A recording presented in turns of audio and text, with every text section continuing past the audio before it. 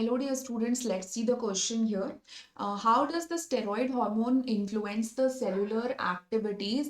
Option A है using aquaporine channels as the second messenger. Option B है changing the permeability of the cell membrane. Option C binding to DNA and forming a gene hormone complex. And option D activating cyclic AMP located on the cell membrane. अब यहाँ पे बात किसकी की गई है? यहाँ पे बात की गई है स्टेरॉइड हार्मोन की. ठीक है, किसकी बात की गई है? स्टेरॉइड हार्मोन की. तो अब स्टेरॉइड हार्मोन जो होता है इसका रिसेप्टर कहाँ प्रेजेंट होता है? क्या ये सेल मेम्ब्रेन पे रिसेप्टर होता है या ये इंट्रासेलुलर रिसेप्टर होता है?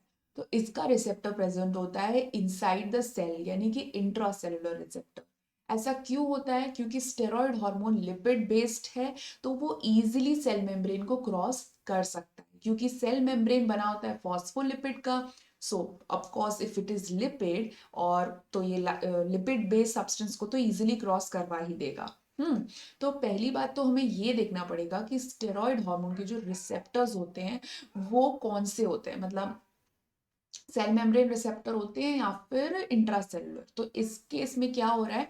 इंट्रासेलुलर रिसेप्टर है यानी कि सेल के अंदर रिसेप्टर प्रेजेंट होगा जिसपे ये बाइंड करेगा. ठीक है, तो suppose if this is the cell inside and this is the nucleus वाला पार्ट. तो अब यहाँ पे हम पहला तो इसके जो रिसेप्टर होंगे ना वो बाहर नहीं प्रेजेंट होंगे, वो अंदर प्रेजेंट होंगे सेल के. तो हम पढ़ लेते हैं. इसमें लिखा है how does a steroid hormone influence the cellular activities. तो पहला ऑप्शन है using the aquaporin channels and the second messenger. अब सेकंड मैसेंजर का काम कब आता है? सेकंड मैसेंजर एक पोस्टमैन की तरह हो गया. जब आप किसी पर्टिकुलर लोकेशन पे जाके चिट्ठी नहीं पहुंचा पा रहे हैं तो आपने पोस्ट कर दिया और पोस्टमैन उसको पहुंचा देता है. तो ये होता है पेप्टाइड बेस्ड हार्मोन के केस में या फिर जो प्रोटीन बेस्ड हार्मोन है उनके केस में होता है क्योंकि उनके केस में जो रिसेप्टर होता है वो सेल मेम्ब्रेन पे प्रेजेंट होता है.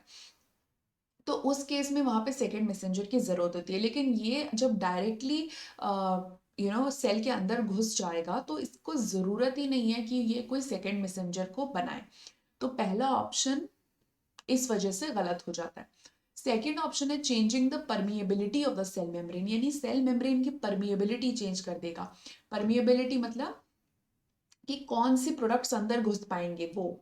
ठीक है, मतलब पहले मान लो ये नहीं घुस पा रहा था अब ये अंदर जा पा रहा है. तो ऐसा तो है नहीं, परमिएबिलिटी तो सेम ही रहती है, परमिएबिलिटी तो बिल्कुल चेंज नहीं हुआ यहाँ पर. तो दिस इज क्रॉस.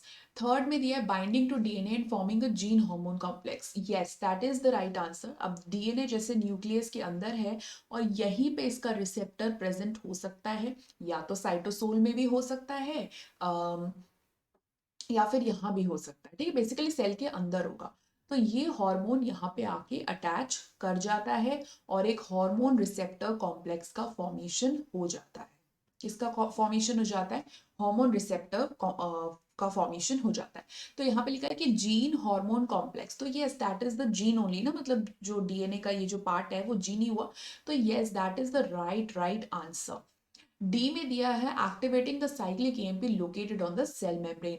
अब साइक्लिक एएमपी भी एक सेकेंड मैसेंजर है और जैसे कि मैंने आपको बताया कि यहाँ पे सेकेंड मैसेंजर की कोई भी आवश्यकता नहीं है क्योंकि सेकेंड मैसेंजर तभी रिक्वायर्ड होगा अगर सेल मेम्ब्रेन रिसेप्टर होगा. ठीक है, बट स्टेरॉइड हार्मोन के तो अंदर रहते हैं रिसेप्टर.